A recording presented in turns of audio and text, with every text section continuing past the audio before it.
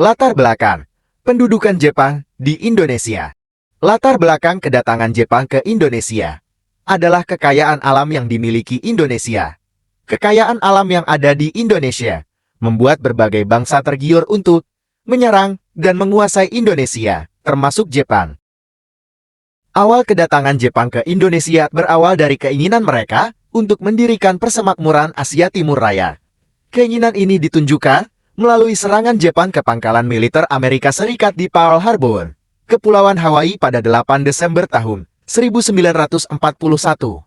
Jepang bertujuan untuk menaklukkan Asia Pasifik. Dikutip dari Kemdikbud, pindah tangan penjajahan atas Indonesia dari Belanda kepada Jepang disepakati dalam Perjanjian Kalijati. Setelah penyerahan kekuasaan itu, Jepang dapat menarik hati rakyat Indonesia. Bahkan disambut gembira. Awal kedatangannya Jepang bisa dengan cepat mengerti budaya lokal dan menghubungkan segala peristiwa sebagai dampak dari hal-hal yang bersifat metafisik. Contohnya, Jepang menggunakan ramalan Jayabaya tentang datangnya bangsa kulit kuning yang akan mengusir bangsa kulit putih. Propaganda lainnya adalah, Jepang menyebut diri mereka sebagai saudara tua bagi Indonesia.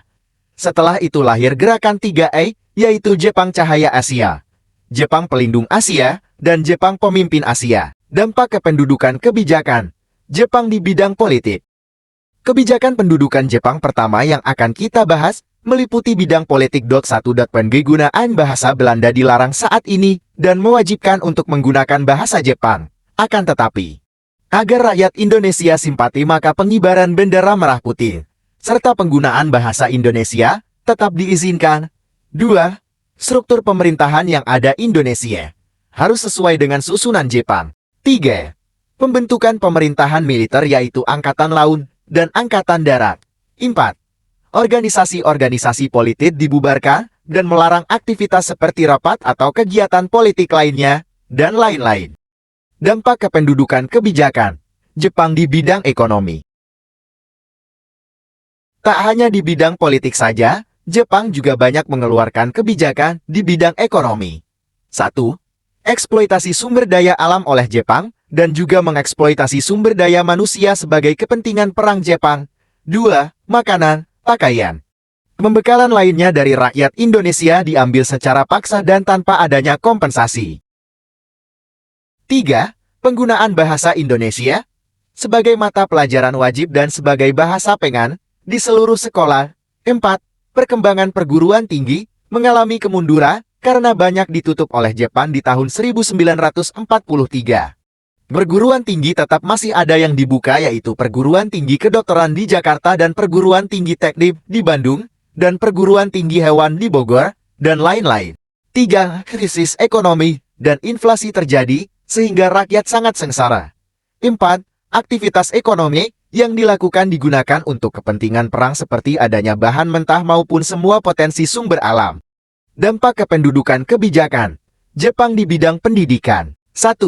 Keadaan pendidikan Indonesia semakin memburuk seperti pendidikan tingkat dasar hanya satu yaitu pendidikan 6 tahun. Sehingga memudahkan pengawasan politik JEPND. 2.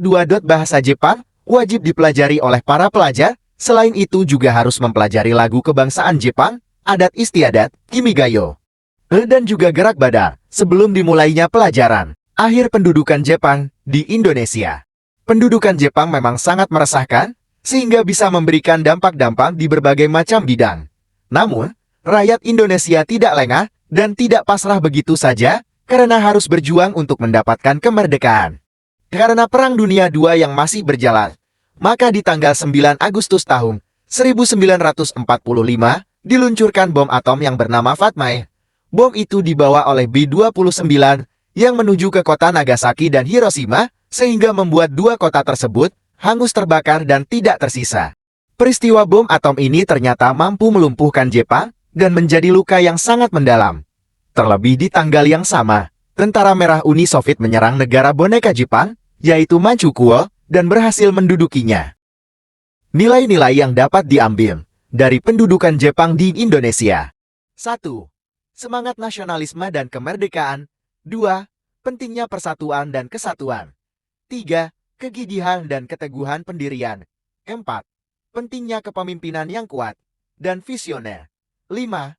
Pentingnya pengetahuan dan pendidikan. 6. Pentingnya waspada terhadap ancaman luar. 7. Pentingnya bersyukur atas kemerdekaan.